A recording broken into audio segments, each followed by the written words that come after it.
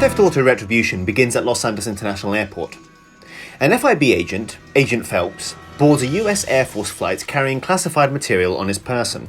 At the same time, and some miles away, a team of FIB agents are covertly travelling via watercraft to an unknown destination. Upon arriving at the beach, the team take down an armed suspect. Niko Bellic, Agent 11, and Alex, Agent 14, and another agent are revealed. Niko orders the two agents to remain at the beach whilst he goes and intercepts the target. They anticipate the objective to rendezvous back at the beach. The team affirms. Niko races off to the target's location. At the FIB HQ, the Professor and Claudia Angel are overseeing the operation. Claudia fills Niko in on the details. The target is an ultranationalist radical, wanted for genocide, terrorism, global smuggling operations, and so forth. Niko then intercepts the meeting. There, the ultranationalist is meeting with an unknown hostile. Before Niko can take the shot, however, armed security spots him.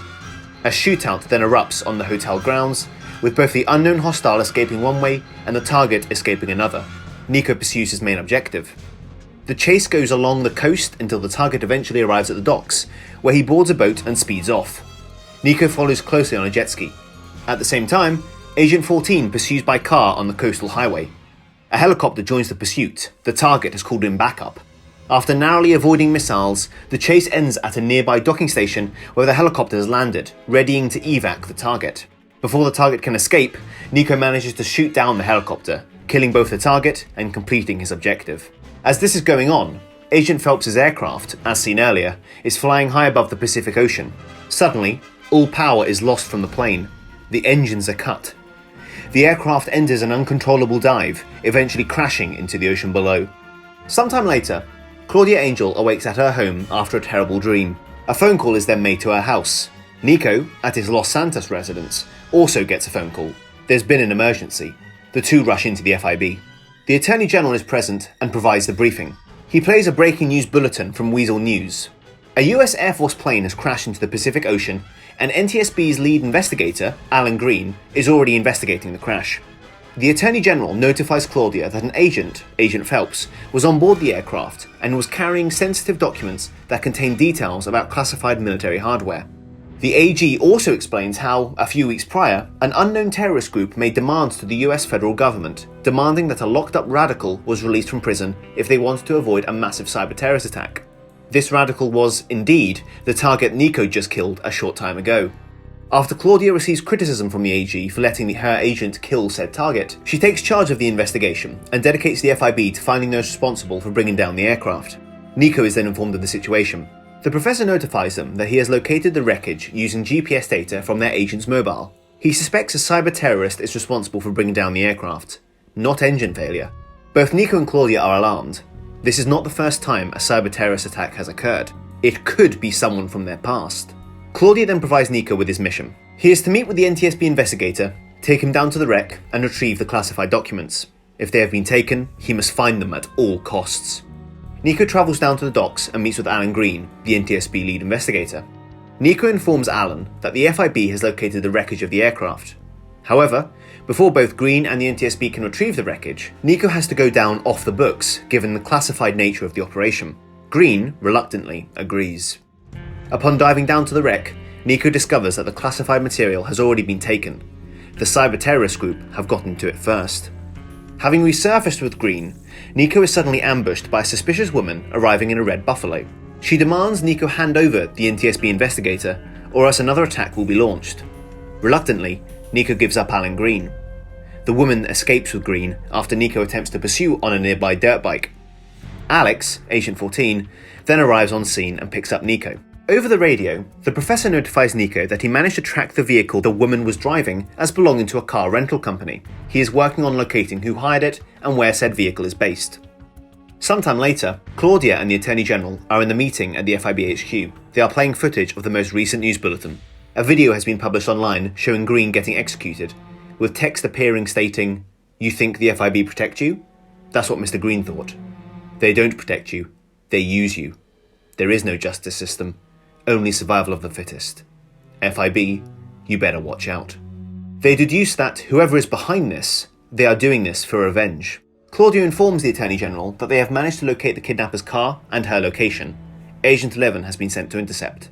Meanwhile, Niko is meeting with the professor, gathering his equipment: a 9mm combat pistol, standard issue sunglasses with a video recording, thermal and tracking capabilities, an iFruit phone with a self-destruct system, and lastly, a heavily modified Debussy Massacro they have deemed the Massacre.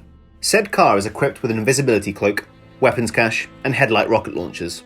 Niko then sets off to intercept the kidnapper, who is attending a high-end party in Vinewood Hills.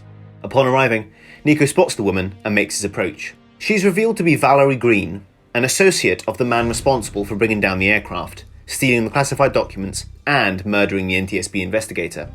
Valerie is clearly being coerced into working for her boss. Niko catches on to this. After a flirtatious discussion over drinks, Valerie asks why Niko is so fixated on getting to her boss. Niko responds, not only because her boss has murdered hundreds of people from his cyber attacks, but, if his instinct is correct, it is for retribution. Niko suspects that Valerie's boss used to work for the FIB and, sometime in the past, betrayed the agency and is now back for revenge. Before Valerie says too much, she decides to leave. Agent 14, who is overlooking the meeting in a sniper's nest, follows Valerie through his scope. Valerie meets with an unknown individual. As Agent 14 moves position to get a better shot, he spots a marksman in the trees ahead. Something isn't right. It then clicks. This unknown individual is going to have Valerie killed. Before this can happen, Niko intercepts. A shootout occurs, with 14 killing the marksman and the unknown hostile making a quick escape before Niko can apprehend him. Sometime later, Niko and Valerie are at Niko's Los Santos residence. As it turns out, Valerie is an undercover federal agent. She explains how, after the first cyber-terrorist attack threat was made, a clandestine group of agents dedicated to internal affairs was set up to infiltrate the terrorist group and uncover their inner workings, a mission the FIB could not partake in due to their risk of their corruption. Valerie had been working undercover for 3 months and the group leader trusts her. However, to this day, she has never discovered the identity of the group's leader. Niko asks if Valerie has a lead they can use. She affirms. Her contact, Alex Fisher, is the one who introduced Valerie to this cyber-terrorist organization, and is the one who developed the cyber software that brought down the US Air Force plane. Both Niko and Valerie decide to intercept Alex Fisher, who works as an MIT specialist at Humane Laboratories. At the Humane Labs, Niko and Valerie meet with the CEO, Mr. Baskington, who notifies them that one of their employees, Alex Fisher, has gone missing on the compound. This, clearly, raises both Niko and Valerie's suspicions. They go and access a computer terminal to determine what Fisher was up to. With the professor's help, they gain access to Fisher's terminal and, as it turns out, he is online as they speak. Niko and Valerie rush to apprehend him. However, Fisher is already trying to escape. An intense shootout occurs as Fisher rushes to his evacuation point. A helicopter is being flown in to extract him. Niko and Valerie split up. Niko goes after Fisher, Valerie gets to higher ground. However, both of them are too late, and Fisher escapes. Later, the professor has managed to decrypt Alex Fisher's hard drive that Niko and Valerie sent over. The most notable finding is a scheduled meeting Fisher is due to attend soon at the Luxury Touring Club in Blaine County. Both Niko and Valerie go and intercept the meeting. There, they track Fisher's wireless signal and apprehend him. The next morning, Niko and Valerie interrogate Fisher and discover he was meeting his superior to deliver him a package, a new form of cyber attack software that could unleash devastation. Niko tells Fisher to contact his leader and tell him the software is faulty, and that he needs to meet the leader ASAP. Soon after, armed men arrive and take all three to the superior's lair, a walled-off mountaintop villa. Niko is sent alone to meet with Fisher's superior. The man in charge of this cyber-terrorist group turns out to be Tony Ronson, the FIB agent who betrayed the agency in the second wave. He has come back for revenge. During their conversation, Ronson asks Niko a number of challenging questions. Firstly, how did Niko know he was meeting Albert Wave back in Liberty City? Niko remembers. Ronson left a note on the table. This confuses Niko, but then it dawns on him. Ronson wanted Niko to find the note. Why? Because Ronson knew Albert Wave was going to kill him as soon as he handed over the passcodes. Then it turns to the question, how is Ronson alive? How did he escape the death penalty? The answer, as it turns out, is simple. His group simply hacked into the judicial system network, changed the date and location of the execution, and then simply broke out of prison. It is clear Ronson has been doing this for quite a long time. The motive behind Ronson's actions soon become clear. He wants to make the FIB experience what he did. Destruction. The people in the government who make the decisions to kill others should not be in charge. His actions will reveal all the secrets they have kept and all the lies they have told, ultimately achieving true justice. Niko is quick to remind Ronson of why he does what he does. Ronson talks about justice, but his hypocrisy shines through when Niko brings up Kathy Ronson's murder. If Tony Ronson cared so much about the truth and moral justice, why burn his own sister to death? Why kill her? This clearly irritates Ronson. Ronson wants Niko to send Claudia a message, but before he can do this, gunshots can be heard. Ronson is taken aback by this. Niko makes his move, knocking Ronson out and taking out his guards. Niko then regroups with Valerie alongside the FIB backup that has arrived, and both Ronson and Fisher are taken into custody. When in FIB custody, Ronson is met by Claudia Angel, the first time in years. It's a cold reception. Ronson touts to Claudia how he is trying to show the world the true colours of the FIB and herself as its director. Ronson realised, when on death row awaiting his execution, that it was his country that betrayed him, the country that took everything away from him. For him, this is about justice, and Claudia is the one who must suffer the consequences. Claudia, however, does not let her guard down. She reminds him, just like Niko did, of Kathy's death, how she was shot 5 times in the stomach by Tony's men, and, to stop her from screaming in pain, gasoline was poured down her throat and she was burned to death. Justice is the furthest thing away for Ronson. Claudia then notifies him, quite coldly, that he is going to be transported to Blaine County Penitentiary, where he will be put to death in 2 weeks' time. Meanwhile, the Professor and Niko are gaining access to Tony Ronson's computer. After decrypting his firewall, they successfully gain access to the largest data packet. A live flight control system is then displayed. Something is wrong. Alarms then start blaring. An auto-stall function is then initiated. In 5 minutes, the aircraft will stall and crash. Ronson is doing another attack. Niko runs and confronts him, demanding to know what is happening. Ronson explains how, if they want the attack to stop, the Professor simply has to send one specific email. If he does not, a passenger jet will crash, a train carrying toxic gases will explode, and the CNT building will be destroyed. 5 minutes and counting. The Professor tells Niko that he will not send the email until the last minute. Both Agent 11 and 14 race to the CNT building to evacuate it, whilst air units intercept the passenger jet and security forces attempt to shut down the train line. With just a few seconds to go, the Professor sends the email. The attack is averted. The plane lands safely, the train does not explode, and the CNT building remains undamaged. Suddenly, alarms in the FIB HQ sound. The email was a time bomb. It activated a virus and infiltrated the FIB servers. Every FIB file has been leaked onto Ronson's external network. They are compromised. Claudia, panicking and unsure of what to do, orders the Professor to contact the prison and send a transport unit for Ronson. Now. Meanwhile, both 11 and 14 are discussing with the Professor. Why would Ronson do this? It would only worsen his sentence. Something does not seem right. Then it hits Niko. This is all part of the plan. He orders the Professor to warn the convoy transporting Ronson. However, they are too late. The convoy is ambushed by Ronson's men, and Ronson escapes custody. Niko and Alex arrive in haste and give chase to Ronson in the massacre, whilst Ronson escapes in his yellow Obey 9F. The chase goes from the highway of Los Santos into the marshland area of Blaine County. Eventually, Ronson brakes hard and Niko skids to a stop in front. Ronson then races towards the massacre to crash it off the mountain, but Niko is quick to move the car. The Obey 9F hits the cliffside, smashes on the mountaintop and catapults off the edge, crashing on the beach below. Ronson narrowly escapes death and manages to flee the scene. Both Niko and Alex quickly return to the FIB. At the FIB, Claudia notifies Niko that the agency has been disavowed and has been put under lockdown due to Ronson's attack and access of their entire database. However, Niko has a lead.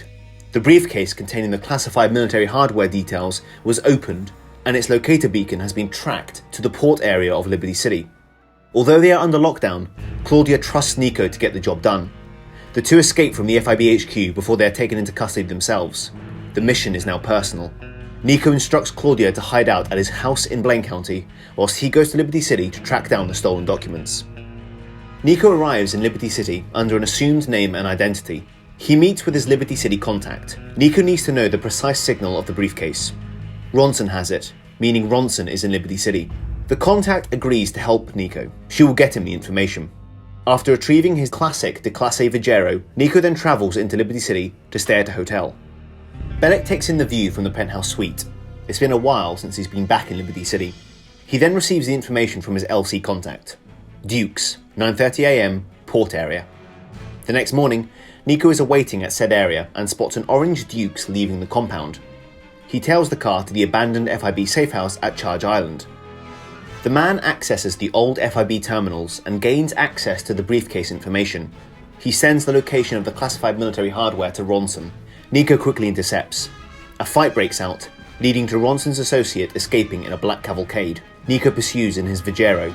The car chase leads all the way to the highway of Alderney where, after gunfire is exchanged, the associate crashes just before falling off the bridge. Niko gets out, points his firearm at him, and demands to know where Ronson is. The associate only responds by threatening him. The associate then sticks the car in reverse and drives off the bridge, killing himself. Then, Niko gets a phone call. It's the Liberty City contact. She asks if Niko is in his hotel room, to which Niko denies, but the contact is confused. Niko is checked in right now, according to her. In shock, Niko races back to the hotel, where he discovers the place has been attacked by Ronson's men. Niko's laptop, which stored all the access information for the FIB database, has been stolen. Ronson now has access to both the leaked FIB database and the location of the classified military hardware. Police then arrive at the hotel, but Niko quickly escapes before he is taken into custody.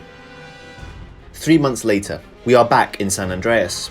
Niko arrives at his house, with Claudia nowhere to be seen. He walks up the mountain and finds her target practicing with the rifle. Niko asks Claudia to join him back at the house, where he shows her his vintage pistol, a gift from Kiki. Claudia expresses how she is sick and tired of hiding from Ronson. They must bring the fight to him. Niko thinks it over. It's the only option they've got left. They can no longer hide. Niko then goes out and contacts the team, the Professor, Alex and Valerie. Sometime later, the team meet at the Landak Dam on the border between LS and Blaine County. This mission is not for the FIB. It is for Claudia. Killing Claudia is the only mission Ronson has left. They must do this for her, to protect her, and to bring an end to Ronson. The team then agree on a plan. They will lure Ronson and his men out to the dam and put an end to this. They split up and prepare. The Professor sends a communique through the FIB database, to which Ronson has access to, stating how they have found Claudia and are keeping her at the Landak Dam. It's a ploy to lure Ronson out. Niko places both his Vigero and Massacre in escape positions. Claudia target practices. So does Alex. The team is ready to go. A few hours pass. Ronson's men then arrive. Niko launches the missiles from the Massacre and blows up one of their cars. Ronson's men fire on Niko. Niko returns fire. A huge shootout then occurs between Ronson's men and Niko and Alex. One of the soldiers goes off to hunt for Claudia. Valerie shoots at him, but is pinned down by said soldier. In a hair-raising moment, Claudia leaves cover and shoots the soldier dead. Both Niko and Alex rendezvous with them and order Valerie to escort Claudia to the boat where the Professor is, in order to escape. After checking the dead bodies, none of the men turn out to be Ronson. Suddenly, an approaching helicopter can be heard, with music faintly being broadcast. They rush outside and spot the impossible. A cargo bob carrying a tank beneath it, blaring out Shoot to Thrill by AC/DC. It's Ronson. A hail of gunfire then erupts as Niko and Alex try and shoot the helicopter down, but to no avail. As the helicopter drops the tank off and lands, Niko runs for the Massacre to load the missiles up. Alex continues firing whilst Claudia and Valerie race to the extraction point. Ronson and his men are escorted by the tank, which fires rockets towards the dam. Alex is pinned down and outnumbered. Whilst Niko prepares the Massacre, Ronson comes across Niko's Vigero. Out of both spite and narcissism, Ronson and his men fire upon and destroy the Vigero. It explodes and bursts into flames. Niko, out of anger, sets the rocket launch on the Massacre to a countdown and runs. As the tank pulls up and is about to shoot at Niko and Alex, the missiles fire. The tank then explodes. Niko gets back in the Massacre and drives to inspect the tank and see if Ronson is dead. However, he is ambushed by Ronson and his men. Ronson orders Niko to be killed as he goes off to find Claudia. However, Niko secretly activates the Massacre's self-destruct function and manages to escape into the water below, Ronson's last man being killed in the blast. Meanwhile, Alex, Valerie, Claudia and the Professor are at the extraction point. Ronson is chasing after them. Niko is not too far behind. As Ronson slowly approaches the group, Eleven secretly takes cover behind some nearby rocks and reloads his vintage pistol. Before Ronson can kill Claudia, Niko intervenes and shoots towards Ronson, with Ronson retaliating. The team flee quickly as Niko and Ronson engage in a shootout. It ends prematurely as Ronson follows the group once more. The team are at the water's edge. Valerie states how they must call him back up, but Alex rejects this. Niko knows what he's doing. Suddenly, Ronson appears. Valerie tries to reach her weapon, but is stopped by Ronson. The group step aside as Claudia confronts Tony head-on.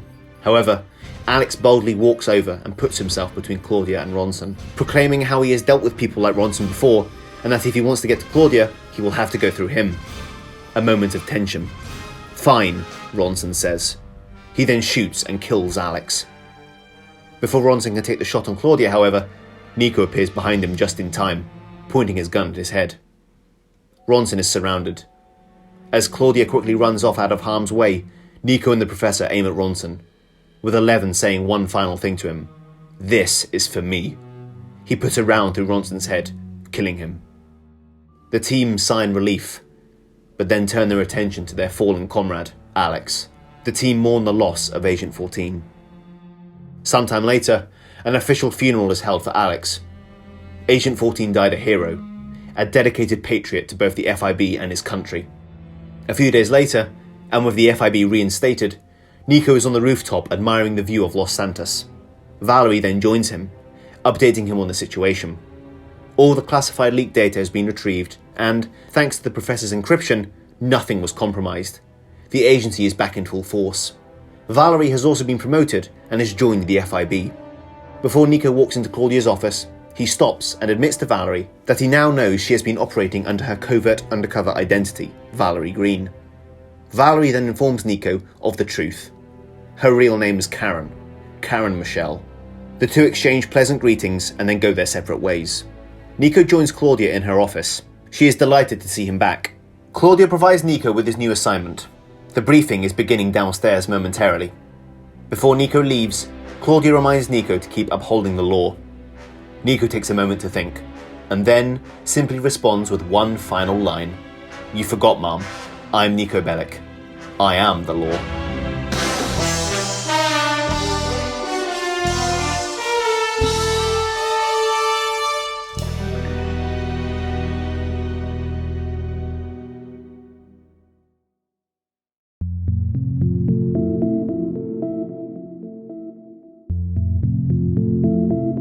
So that's the story of Grand Theft Auto Retribution. It's a very important story. It is the 5th film in the franchise, and it contains some really fundamental character development moments that ultimately affect both, obviously, the characters, but also the entire franchise arc. And what we're going to do now is we're going to go over some behind-the-scenes trivia, just to give you guys some information, some kind of fun behind-the-scenes trivia facts and so forth about this movie that you guys might not be aware about. So the first point to raise is that this film includes the introduction of Karen Michelle, who assumed the identity of Valerie Green. Now, Karen worked for the IAA, who was investigating Tony Ronson's cyber-terrorist group, and she eventually becomes a permanent member of the FIB team, alongside Niko, the Professor, Claudia, and others.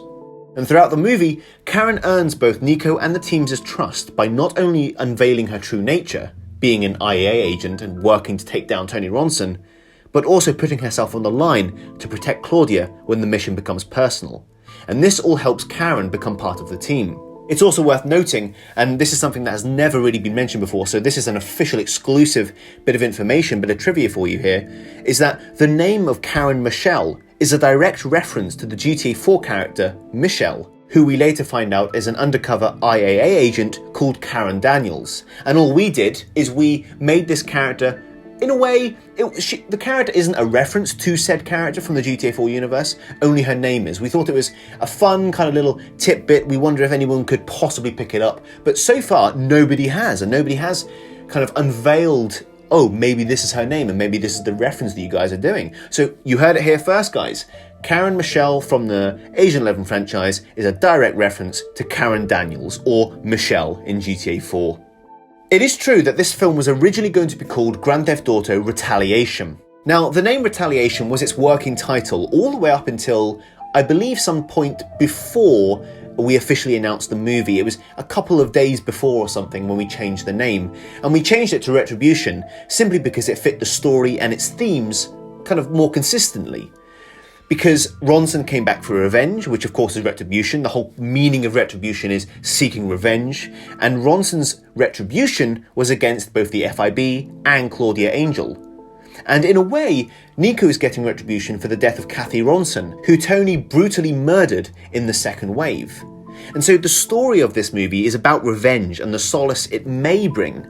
I mean, at the end of the day, people do suffer at the expense of seeking and achieving retribution, such as with Alex, Agent 14, dying. And of course, I'll comment on this later on, but that is the film's key message: is you can seek retribution, but you will ultimately cause damage and kind of negative consequences in your wake. And this is something the film explores, and that's why in the end, retaliation was dropped and retribution was put in place.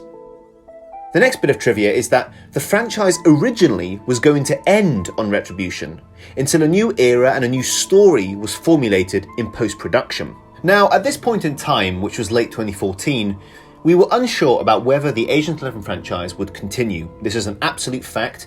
Again, this has never been mentioned before on our channel, so this is an exclusive. But the films were getting maybe 1,000, 2,000 views each. So the channel was sort of stagnating in a way in terms of viewership. So we wrote an ending in mind where the franchise could end if we decided to stop making it. In the original ending, the FIB was going to remain disavowed, a new agency would be formed, but Niko would actually end up joining the IAA with Karen Michelle.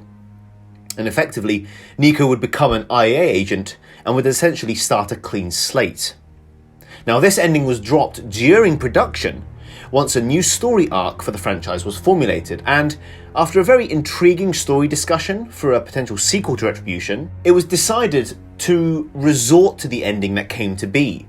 The FIB would be reinstated, Niko would remain at the agency, and Karen Michelle would join Niko and his team as Niko's field partner. And so this ending, of course, was written, as I mentioned, during production, kind of going into post-production in a way. The idea of the franchise ending was definitely, it was in the ethos of the original screenplay. And if you watch back the end of Retribution, you can kind of get that sense of, well, if the franchise finished here, it would have been okay. We left no unanswered questions at this point. Everything was answered, everything was kind of curtailed off a bit. And of course, the agency was left at a very good point. Niko was back in action, full force. He'd gone over this story arc. And so, like I mentioned, the franchise could have ended here. But obviously it didn't, and thank God it didn't, because the next film, Insurgency, which led on to Darklight and then Black Phantom, and now onto the HEIR of Scorpio, all of this is now part of the later era of the Agent 11 franchise and part of this pre-formulated story that we've had going for a while. Now, this is the first film in the franchise to have a completed script before entering production. Unlike the previous entries, Retribution had a completed script, both from dialogue to action scenes, before production began, and it was the first film in the franchise to do so. Now, I should stress, at this point, although we had written a complete script, it was not in the industry format, and we just used Word to write the script up. But this was the next step for us as filmmakers, having a completed story and a dialogue set up before production even started. Because again, remember, all the previous films were mainly story outlines and we mainly did dialogue in the editing suite. But no, in this film, there was a complete script. We knew exactly what was going to happen in each and every scene, both in dialogue and in action. Now, this was the last film in the franchise to use artificial voices, and thankfully, this is the case. Yes, Retribution was the last film in the franchise to use computerized artificial voices to voice the characters. However, the quality of the voice lines was increased for Retribution. There was no longer that possibility of you hearing background noise when an artificial voice spoke. It was clear, crisp, and distinct. So although the artificial voices were used, the quality of them was rather high. And so, again, this marked the end of an era in terms of the Agent 11 franchise. We finished using particular forms of filmmaking, in this case, artificial voices. And like I mentioned, thank God we did, because we ended up employing some amazing voice actors in the next couple of films. And this is, of course, something we'll discuss in future episodes of this recap series. A next interesting bit of trivia is that Riley Hooper, who was the GFX artist on the film, created several poster designs for the movie that were never actually used. Now, this was also the first movie in the franchise to have a dedicated GFX unit. It's interesting because we met Riley on Freedom, and he was hugely generous enough to offer to create various posters and artwork for the movie. And so there were many initial poster designs created for the movie that eventually culminated in the final poster, and you can see them on screen now. And what happened from this is Riley created these amazing posters not only for this film but for some future films as well, and he would eventually go on not only to create and design the artwork for the rest of the franchise, but as production expanded, he joined the crew in another capacity as our casting director. Riley and all of us at KnightHunter Studios remain close colleagues even today, 7 years later. Another interesting point, and one that is probably very obvious if you've watched this movie, and of course you've just listened to the story recap, but this film takes huge inspiration from Skyfall. Anyone who watches this movie will obviously pick up the Skyfall references, homages, inspirations all throughout the movie. From the use of its soundtrack, to the scene inspirations with the helicopter flying into the dam with music blaring from its audio system, Skyfall was a huge inspiration to the film. And the reason for this is quite simple. It's because Skyfall had this perfect sense of conclusion to it. Again, if the Craig era of Bond finished on Skyfall, it would be a good point to end his era. It finished on a really solid note, and it touched on some themes we thought were rather interesting. And so we wanted to echo that feeling in Retribution, that sense of conclusiveness, again, that sense of revenge, retribution, and the consequences it can create. And obviously, there's the simple fact of the matter is that Skyfall is a rather brilliant movie, and a very good Bond movie at that as well. So this, of course, fed into our inspiration, our giving a nod to the Bond franchise and giving a nod and, again, an homage to the franchise that basically helped spawn our own franchise, our own fan franchise in a way. And again, so there we go, there's another interesting bit of trivia. Skyfall was a direct influence on Retribution. Another interesting trivia element is that Alex, Agent 14, his death is another pivotal moment in the franchise. We always knew that with the character of Alex, his character arc had to end with him sacrificing himself for the mission. In this case, it was to put himself in harm's way to protect Claudia Angel. And the reason for that is, Agent 14, it wasn't so much as complimenting Niko as a partner, they worked hand in hand. And because Niko is, of course, willing to sacrifice his life for the mission, we saw that in Forevermore, of course, so is Agent 14, so is Alex. So in this movie, having Alex sacrifice himself was not just a throwaway moment, it was actually a culmination of his character arc over the previous entries in the franchise. And given that Agent 14 is one of Niko's closest friends, his death impacts him on a deep emotional level. There is mourning, of course, but his death also reinforces that idea to Niko, that he needs to keep fighting for the agency and for justice, to prevent monsters like Tony Ronson from succeeding. The last bit of behind-the-scenes trivia is that this is Ewan Ward's first major role for creating the vehicles in the movie and for designing the car chase. Now, for those who are aware, and for those of you who might not be aware, Ewan Ward is a very good friend of mine, and he has been the stunt director on all of these movies. And this was the movie, Retribution was the first movie for him where he was directly involved in the pre-production process of not only creating the vehicles, but designing the car chase. And I remember way back when we filmed Retribution, Ewan and I spent a long time deciding not only on the vehicles we were using, but the colours. And everything from the colour of the body to the colour of the wheels and the rims, and everything from the degree of tune-ups the cars would have to get, and then of course where the cars would go in terms of the car chase. All credit must be given to Ewan Ward for designing, in my opinion, a fantastic car chase.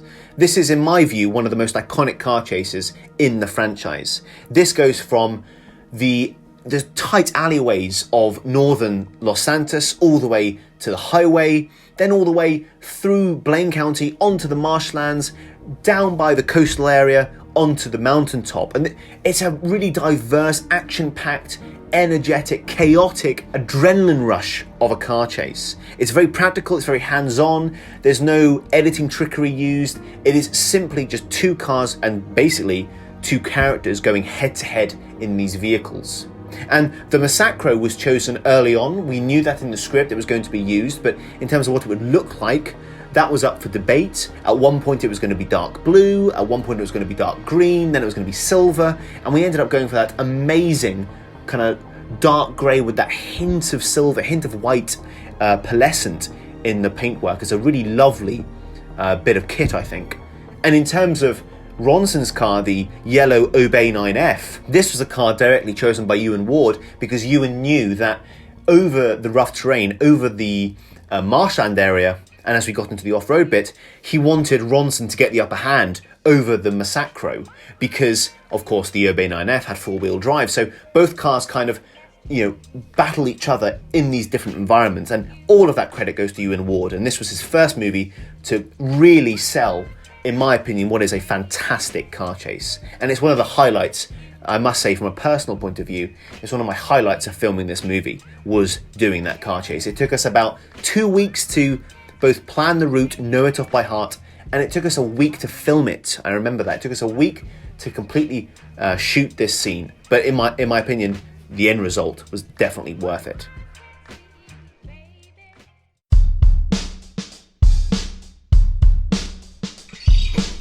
So that's Grand Theft Auto Retribution. Thank you very much for watching this recap video, guys. This has been a very long video. It's been the longest recap episode yet, I think. Because of that, I do apologise, of course. But for those of you who have stuck around to the end, thank you so much for watching. We do hope you're enjoying this series. If there's any improvements you'd like us to make in the next episode, anything else you want to see that's a bit different, anything else you want us to do that's also a bit different, and any trivia stuff you might want to hear about, do let us know in the comment section below. So guys, thank you very much for watching this video, and we hope to see you in the next one. Goodbye.